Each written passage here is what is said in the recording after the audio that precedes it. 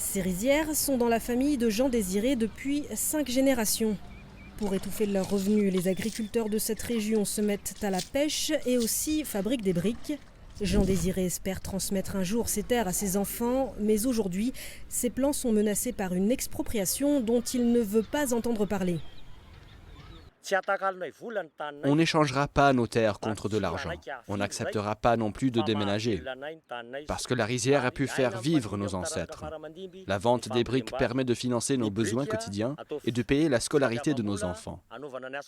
Et lorsque la récolte de riz est finie et que je ne gagne pas assez avec mes briques, je peux revendre ma récolte. C'est sur les rizières de Jean Désiré et d'autres habitants d'Amboutch-Manzac, un village à quelques kilomètres d'Antananarive, que le gouvernement veut construire la nouvelle capitale malgache, Tanamaswanj. 600 millions de dollars d'investissement estimés pour construire les nouveaux ministères, des banques, des logements, des commerces, des entreprises.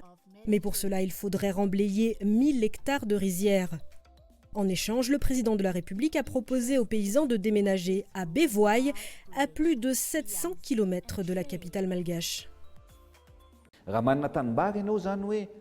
Si vous avez une rizière d'1 hectare, en contrepartie, comme on parle de riz, allez, je vais vous donner 5 hectares à Bévoye.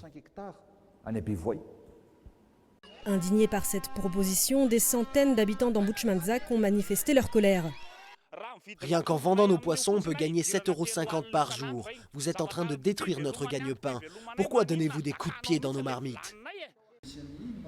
Face au mécontentement, l'État malgache a proposé un montant total d'environ 20 millions de dollars d'indemnité à plus de 700 familles et a indiqué chercher d'autres solutions.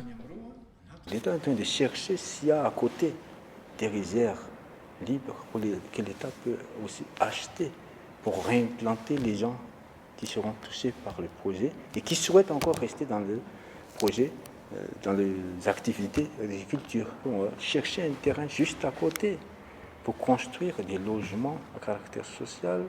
Le projet est une des nombreuses promesses de campagne d'Anj Radzoeln. Son objectif, faire de Tanamaswanj la plus belle capitale africaine.